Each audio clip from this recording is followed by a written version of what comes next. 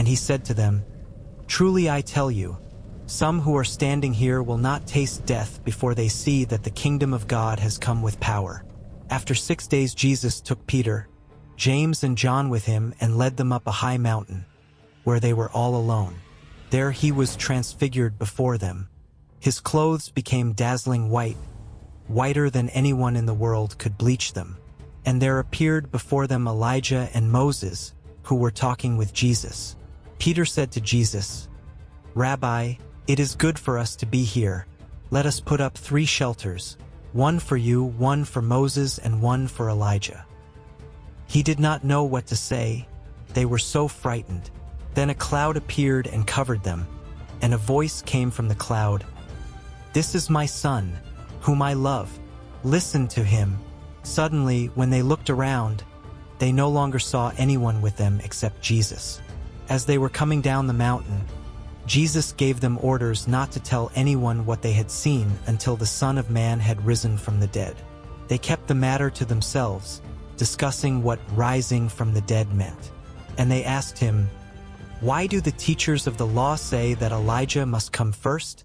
Jesus replied, "To be sure, Elijah does come first and restores all things. Why then is it written that the Son of Man must suffer much and be rejected?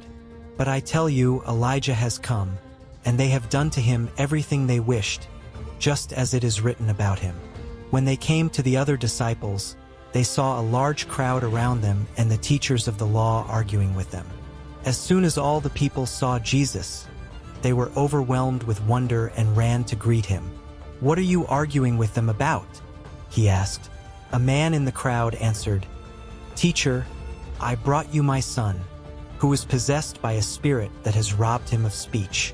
Whenever it seizes him, it throws him to the ground. He foams at the mouth, gnashes his teeth, and becomes rigid. I asked your disciples to drive out the spirit, but they could not." "You unbelieving generation," Jesus replied, "how long shall I stay with you? How long shall I put up with you? Bring the boy to me." So they brought him. When the spirit saw Jesus, it immediately threw the boy into a convulsion.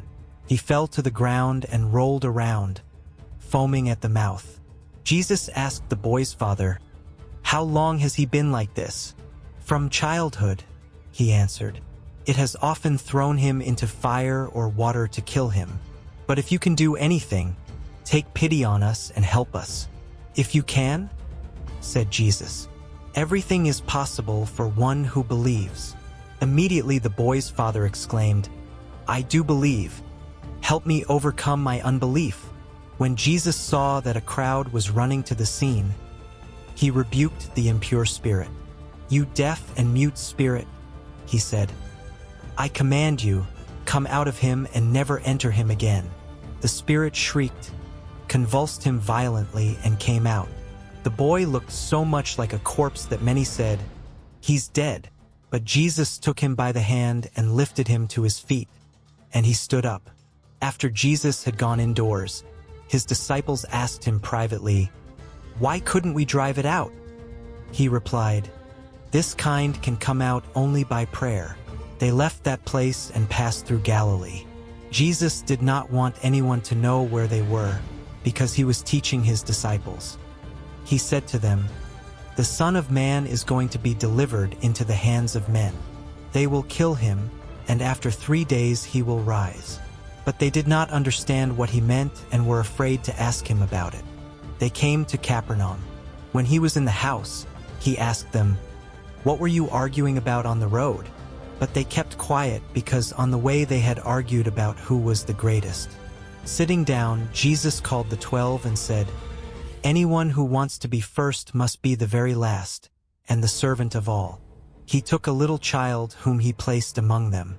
Taking the child in his arms, he said to them, "Whoever welcomes one of these little children in my name welcomes me, and whoever welcomes me does not welcome me but the one who sent me." "Teacher," said John, "we saw someone driving out demons in your name, and we told him to stop, because he was not one of us." "Do not stop him," Jesus said, "for no one who does a miracle in my name can in the next moment say anything bad about me, for whoever is not against us is for us." Truly I tell you, anyone who gives you a cup of water in my name because you belong to the Messiah will certainly not lose their reward. If anyone causes one of these little ones, those who believe in me, to stumble, it would be better for them if a large millstone were hung around their neck and they were thrown into the sea. If your hand causes you to stumble, cut it off. It is better for you to enter life maimed than with two hands to go into hell, where the fire never goes out. And if your foot causes you to stumble, cut it off. It is better for you to enter life crippled than to have 2 feet and be thrown into hell. And if your eye causes you to stumble, pluck it out. It is better for you to enter the kingdom of God with 1 eye than to have 2 eyes and be thrown into hell, where the worms that eat them do not die, and the fire is not quenched. Everyone will be salted with fire. Salt is good, but if it loses its saltiness, how can you make it salty again? Have salt among yourselves and be at peace with each other.